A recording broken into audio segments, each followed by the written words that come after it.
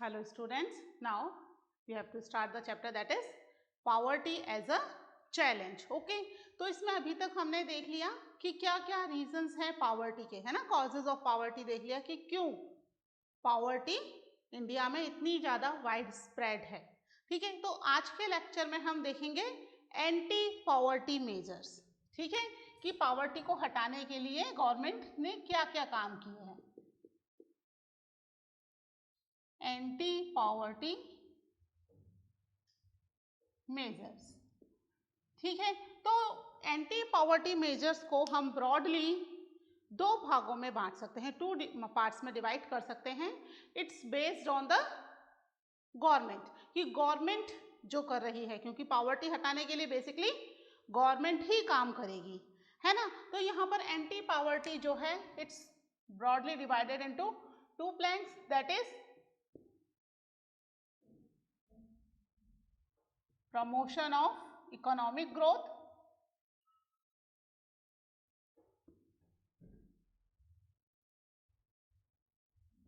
ठीक है, कि कंट्री में कितनी ज़्यादा इकोनॉमिक ग्रोथ हो रही है ना. और दूसरा है that is targeted anti poverty program. Targeted क्यों?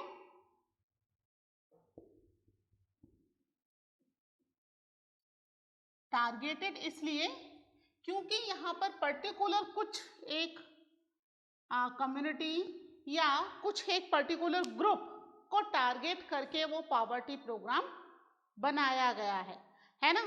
तो ये टारगेटेड एंटी पॉवर्टी प्रोग्राम है. सच एंटी पॉवर्टी प्रोग्राम है, टारगेटेड इसलिए लगाया है कि किस सोसाइटी को या किस ग्रुप को ये टारगेट कर रहा है, बेसिकली उनके पॉवर्टी को हटाने के लिए the program, that particular program will work. ठीक है, तो सबसे पहले हम बात करेंगे प्रमोशन ऑफ इकोनॉमिक ग्रोथ की. ठीक है, promotion of economic growth.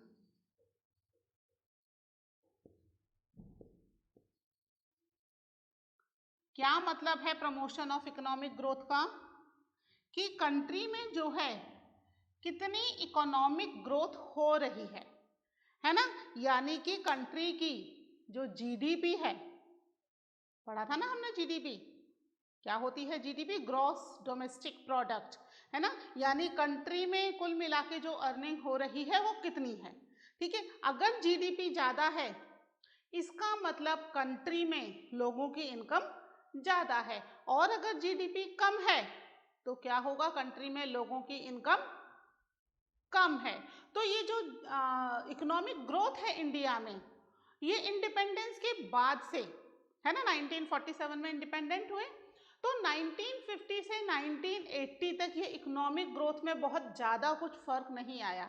That was remain same, है ना, क्योंकि इंडिया में इतनी ज़्यादा पॉवर्टी थी. लगभग 45% people were below poverty line. इतनी वाइड स्प्रेड पॉवर्टी होने की वजह से सभी को प्रॉपरली सेटल करना गवर्नमेंट के लिए एक बहुत बड़ा टास्क था. ठीक है, तो उस समय तक कंट्री की इकोनॉमिक ग्रोथ जो थी वो सेम ही रही, उसमें कोई ज़्यादा फ्लक्चुएशन नहीं हुआ, है ना, इंक्रीज नहीं हुई. ये जो इकोनॉमिक ग्रोथ है ये 1970 के बाद थोड़ा बढ़ना शुरू हुआ. 3.5% से 1970 से ये जो इंक्रीज होना शुरू हुआ तो लगभग 6% तक पहुंच गया 1980 आते आते, है ना. लगभग 2.5% के आसपास इकोनॉमिक ग्रोथ कंट्री की हुई. तो ये इकोनॉमिक ग्रोथ क्या शो कर रही है? कि कंट्री ने अब डेवलप होना शुरू कर दिया है, कंट्री में डेवलपमेंट शुरू हो चुका है. इकोनॉमिक ग्रोथ नहीं हो रही थी, इसका मतलब अभी वो अपनी इंटरनल प्रॉब्लम्स को ही सॉर्ट आउट करने में बिजी थी कंट्री. और अब क्योंकि वो इंटरनल प्रॉब्लम्स को थोड़ा बहुत सेटल किया जा चुका है तो फिर इकोनॉमिक ग्रोथ होना शुरू हो गया. ठीक है, लिख लेते हैं हम इन चीज़ों को. क्या है इकोनॉमिक ग्रोथ के बारे में? The official poverty estimate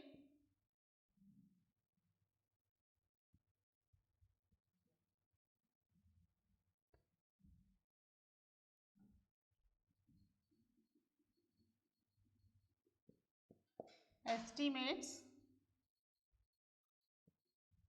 which about कितने परसेंट थी, लगभग 45%।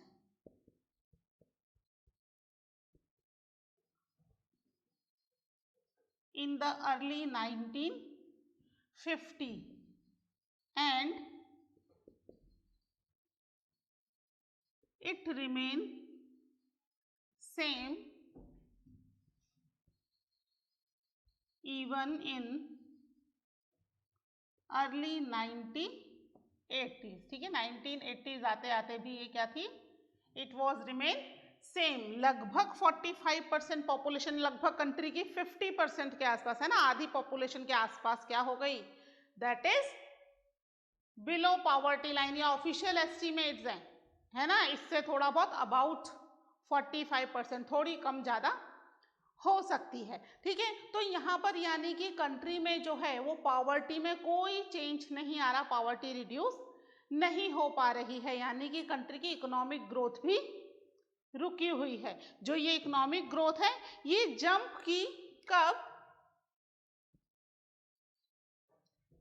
The growth rate jump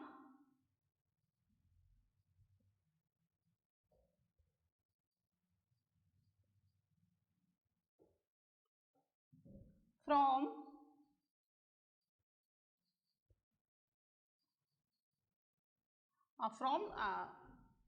average, है ना, फ्रॉम द एवरेज लगभग।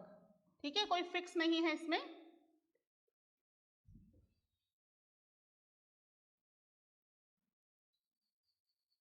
From average 3.5%। ठीक है, कितनी, लगभग 3.5% in a year to in a year in 1970।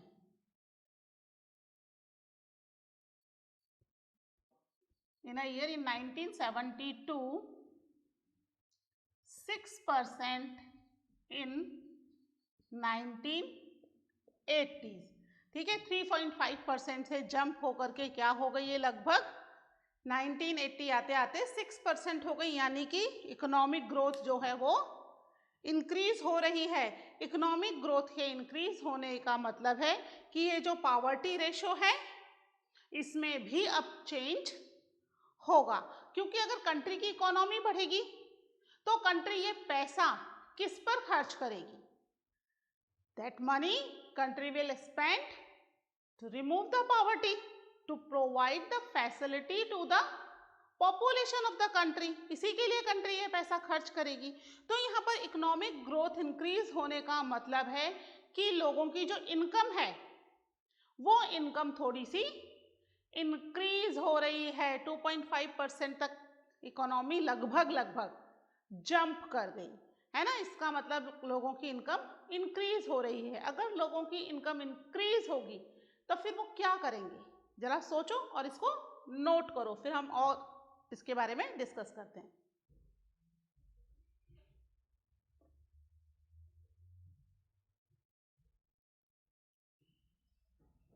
ठीक है, इसको मिटा रही हूं मैं।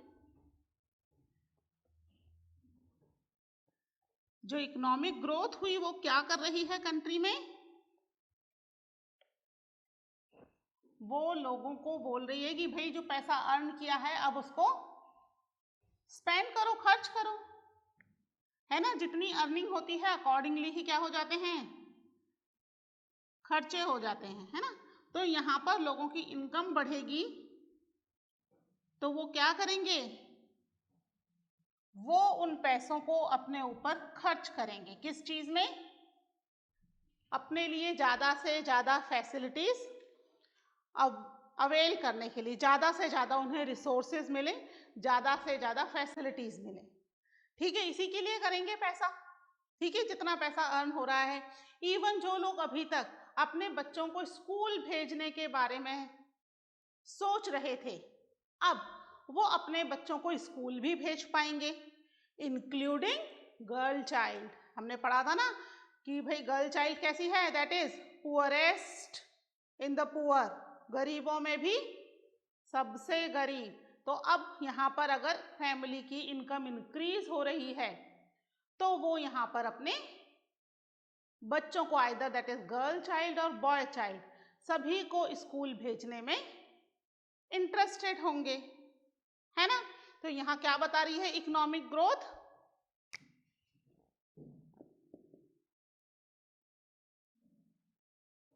Economic growth widened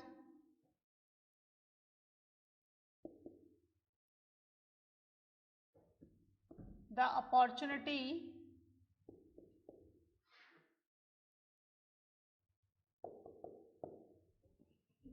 and provide the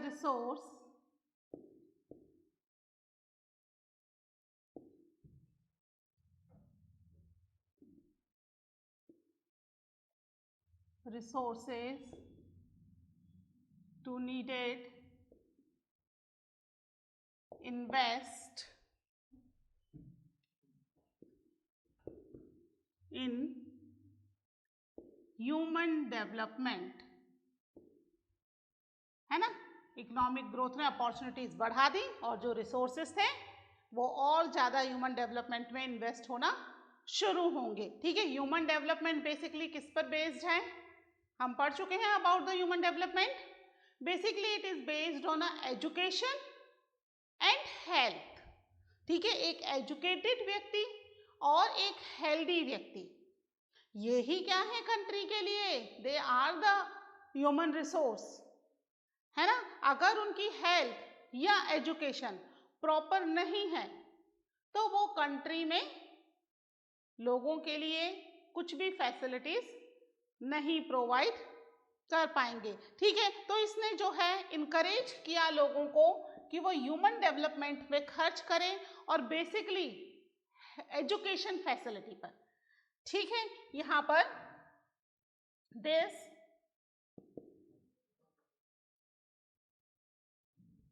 encourages people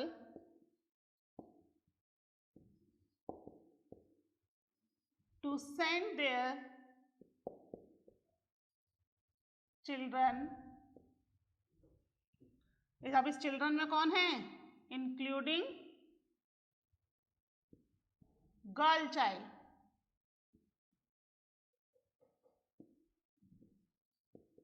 to school, है ना। सेंड देयर चिल्ड्रन, चिल्ड्रन में कौन इंक्लूड कर दिया, अब इसमें गर्ल चाइल्ड भी इंक्लूड है। बॉय चाइल्ड को तो वो भेज ही रहे थे, हमने देखा था ना कि भाई चाहे घर में पैसे की कितनी भी प्रॉब्लम हो, बॉय चाइल्ड को वो चाहते हैं अच्छा न्यूट्रिशियन फूड खिलाया जाए, कोशिश की जाती है कि उसको पढ़ने के लिए भी भेजा जाए, है ना। इन सब में क्या होता है, जो गर्ल चाइल्ड हैं वो इग्नोर कर दी जाती हैं। ऐसा लगता है कि गर्ल चाइल्ड पर पैसा खर्च करना वेस्टेज होगा क्योंकि ये शादी करके कहीं और चली जाएगी और उनके लिए काम करेगी, तो हम क्यों पैसा खर्च करें इस गर्ल चाइल्ड पर, है ना। तो हर तरह से गर्ल चाइल्ड को प्रॉपर एजुकेशन या न्यूट्रिशियस फूड प्रोवाइड नहीं करवाया जाता था। लेकिन अगर घर में रिसोर्सेज हैं, इनकम है, तब तो गर्ल चाइल्ड को भी क्या करेंगी family members, they provide the facility to the girl child. ठीक है, तो ये जो ग्रोथ हुई, ये ग्रोथ इकोनॉमी में तो हो ही रही है, 3.5% से 6% हुई, लेकिन ये एग्रीकल्चर में इतनी ज़्यादा इकोनॉमिक ग्रोथ नहीं हो पा रही है।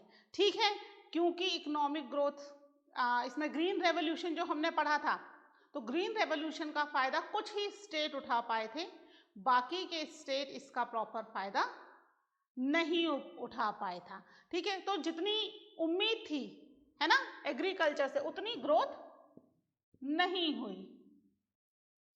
क्या हुआ, growth in the agriculture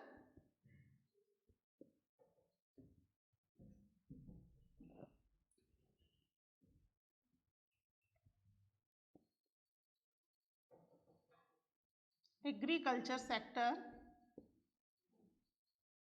is not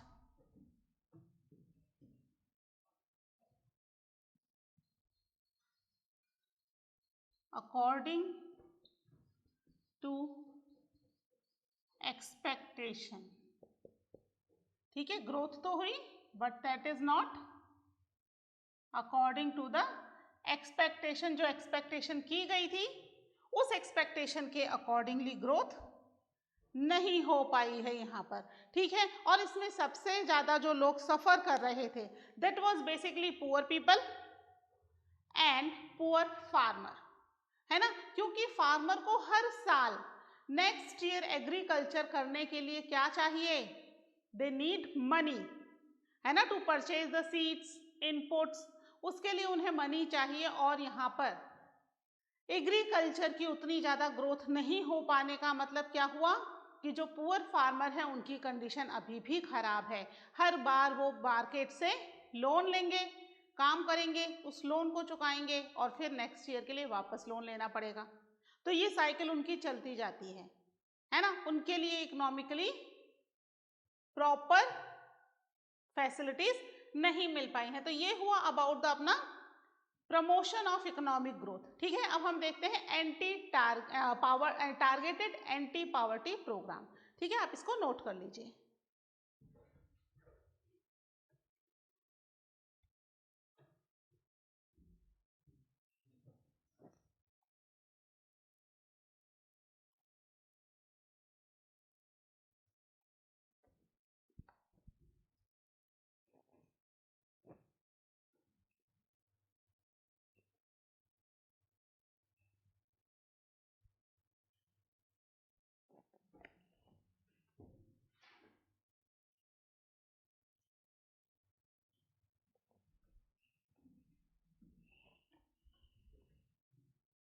ठीक है, अब हम देखेंगे अबाउट द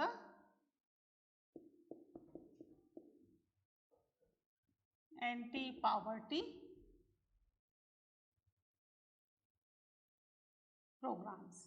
ठीक है, एंटी पॉवर्टी प्रोग्राम्स में गवर्नमेंट ने बहुत सारे अलग अलग तरह के प्रोग्राम्स चलाए जिससे कि वो क्या कर सकें, प्रॉपर फैसिलिटीज प्रोवाइड कर सकें टू द पुअर पॉपुलेशन, है ना। उनकी इकोनॉमिक ग्रोथ हो, जिस समय उनको एम्प्लॉयमेंट की ज़रूरत हो पर्टिकुलरली उस समय ही उन्हें एम्प्लॉयमेंट मिल सके।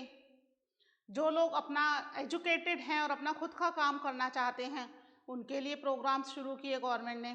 तो कई सारे अलग अलग प्रोग्राम्स गवर्नमेंट ने शुरू किए। ठीक है, इनमें सबसे पहले हम पढ़ेंगे अबाउट द महात्मा गांधी, जो सबसे ज्यादा फेमस है ना, महात्मा गांधी नेशनल रूरल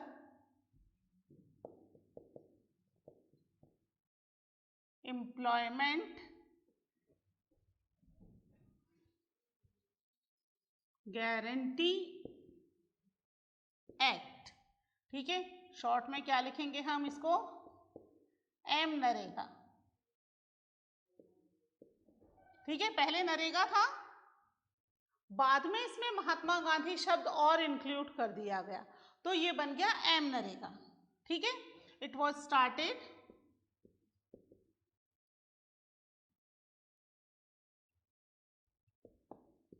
इन 2005।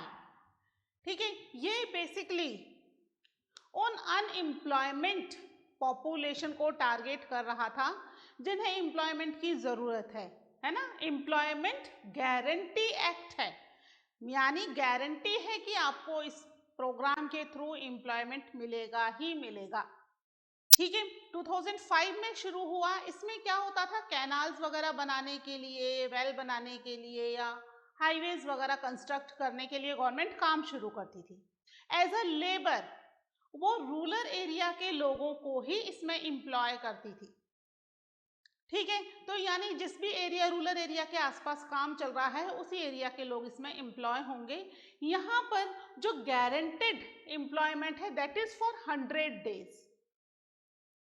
100 डेज का गारंटेड एम्प्लॉयमेंट मिलेगा। इसमें गवर्नमेंट क्या कर रही है कि भाई जिसको भी वर्क की जरूरत है वो वहां एप्लीकेशन दो और विद इन 15 डेज आपको वहां काम मिल जाएगा। ठीक है, फॉर नेक्स्ट 100 डेज। ये प्रोग्राम पहले शुरू किया था केवल 200 डिस्ट्रिक्ट में, बाद में इसको एक्सटेंड करके 600 डिस्ट्रिक्ट में कर दिया गया और उसके बाद इसको और एक्सचेंज कर दिया गया। ठीक है, क्योंकि ये प्रोग्राम काफी सक्सेसफुल रहा और काफी लोग जो कि सीजनल और डिस्गाइज्ड अनएम्प्लॉयमेंट से परेशान थे, उन लोगों को यहाँ पर काम मिला। ठीक है, तो ये जो है कितने दिन का प्रोग्राम दे रहा है? इट प्रोवाइड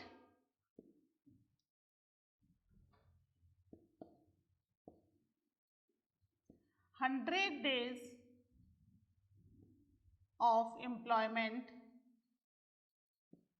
ठीक है, 100 डेज का एम्प्लॉयमेंट मिलेगा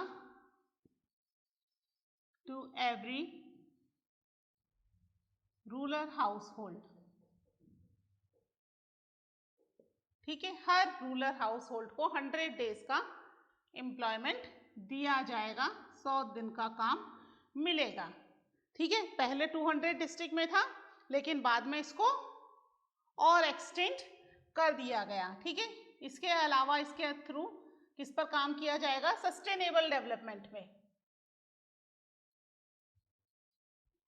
sustainable development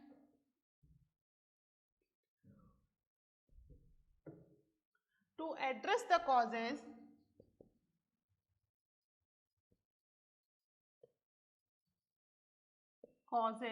of drought,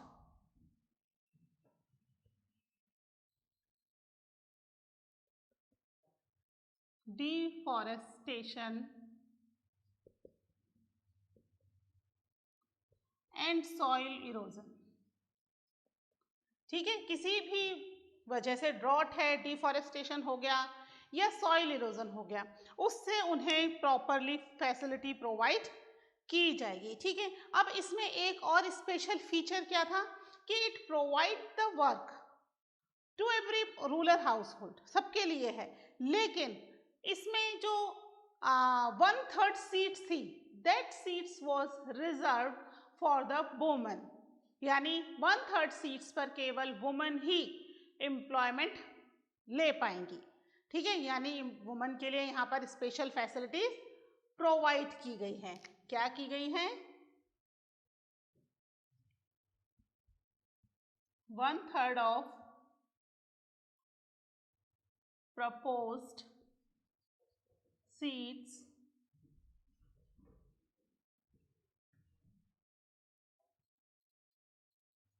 have been reserved for women। ठीक है, 1/3 सीट्स जो हैं वुमेन के लिए रिजर्व है। This is the speciality of this program. अब यहाँ पर अगर 15 दिन के अंदर गवर्नमेंट जॉब प्रोवाइड नहीं कर पाती, काम नहीं दे पाती, तो गवर्नमेंट उस व्यक्ति को अनएम्प्लॉयमेंट अलाउंसेस भी प्रोवाइड करती है। ठीक है, तो ये इसके फीचर्स हैं, लिख लीजिए, उसके बाद हम नेक्स्ट प्रोग्राम देखते हैं।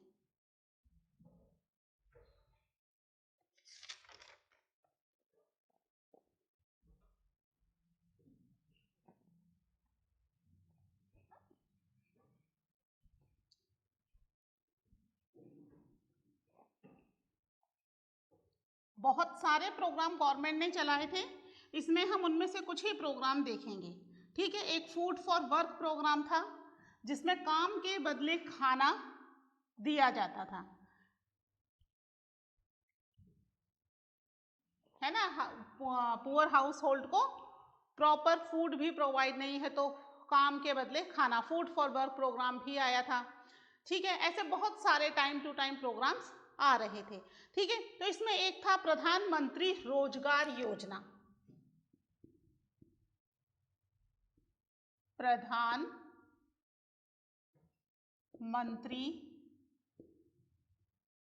रोजगार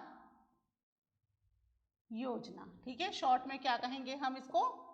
PMRY। ठीक है, ये प्रोग्राम था, ये 1993 में गवर्नमेंट ने शुरू किया। कब शुरू किया? It was started in 1993।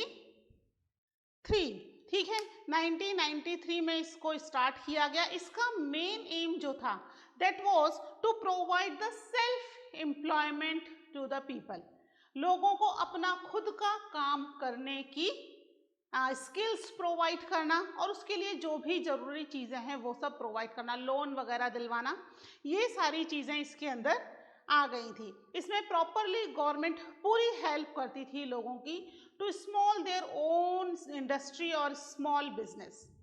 ठीक है, कोई भी छोटा मोटा काम वो अगर शुरू करना चाहते हैं तो इसके लिए प्रॉपर उन्हें फैसिलिटीज प्रोवाइड की जाती थी और बाकायदा इसमें ट्रेनिंग भी दी जाती थी। ठीक है, क्या है इसकी स्पेशलिटी, ये क्या कर रही है? The aim to create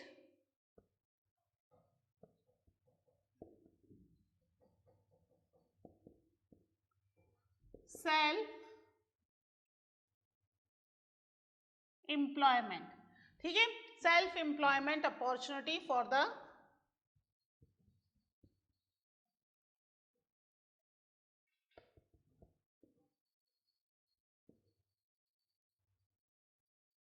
educated and unemployed। ठीक है, educated and unemployed youth in the rural areas. ठीक है, इसके अलावा they helped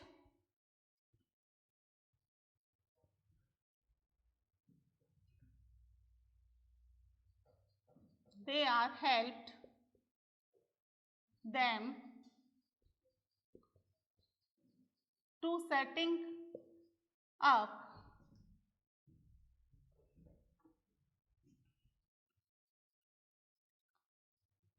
a small business और इंडस्ट्री। ठीक है, इसके लिए भी वो उन्हें हेल्प प्रोवाइड करते थे कि उसमें उन्हें क्या क्या ज़रूरी चीज़ें चाहिए, है ना, किस तरीके से वो अपना छोटा मोटा बिजनेस या अपनी इंडस्ट्री सेटअप कर सकते हैं जिससे कि रूरल एरिया के जो एजुकेटेड और अनएम्प्लॉयड यूथ हैं उन्हें प्रॉपर काम मिल सके। ठीक है, तो ये हुआ अबाउट द प्रधानमंत्री रोजगार योजना। अभी और भी बहुत सारे प्रोग्राम्स हैं अपने, that we will discuss in the next lecture. ठीक है, आप इसको नोट डाउन कर लीजिएगा। ओके, मिलते हैं in the next lecture. Till then take care, bye.